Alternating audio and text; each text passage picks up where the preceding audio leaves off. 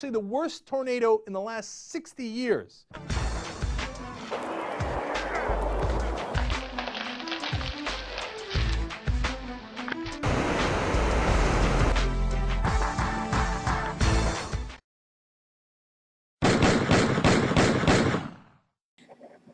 Well, here you are again to find out that, of course, there will just be more warmth and nothing else to look forward to. Another warm day today here in the Northeast. Thursday likely to be the warmest day of the week. Friday's cooler, and Saturday, Sunday, we're going to see a real pattern change starting to take place. Let's take a look at today's highs out there. 60s across most of the Mid-Atlantic, 70s to the north, 80s to the south, and 80s to the west, actually.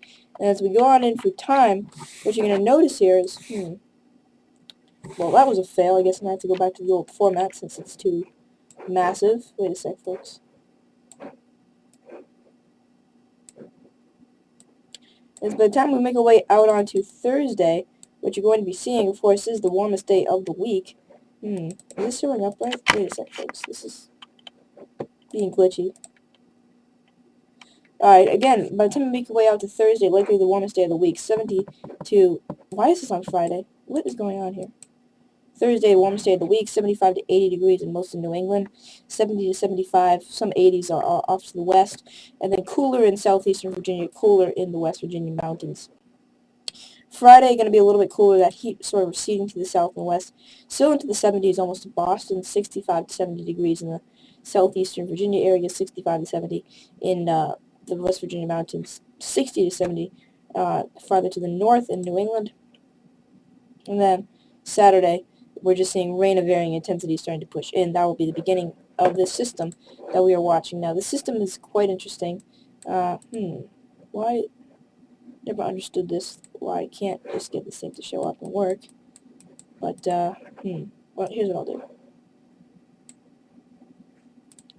Just drag the window in so you can see essentially what's going to be going on as we go for time. I want to give you guys sort of a view of what's going to be going on with the storm this weekend. Again, this is by the time we make our way out to Saturday morning. We've got rain, light to moderate, pushing all the way back up to about Philly. It intensifies through the day. Some very heavy convective downpours are likely in the southern Mid-Atlantic region. Notice that the low-pressure system attached to the storm is cut off from the jet stream, which means it's going to linger for a few days. So as you get into Sunday morning, what you're going to be noticing here is one part of the jet stream, one of the system getting pulled to the south and the west as it strays away from the jet stream.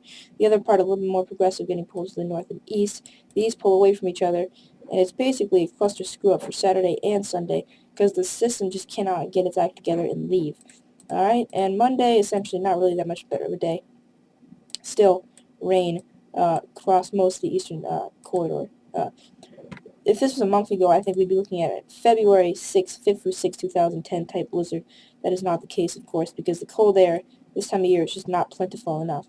But it will be by the end of the month. Check out what how cold the European thinks it'll be by the end of the month. Really taking those 30s and those 40s, digging them all the way back into the areas that occasionally see them this time of year. If this were to happen, I think we would see an overall average, or perhaps even below average for the month of March, because you see the cold in the end, and you see the warmth in the beginning.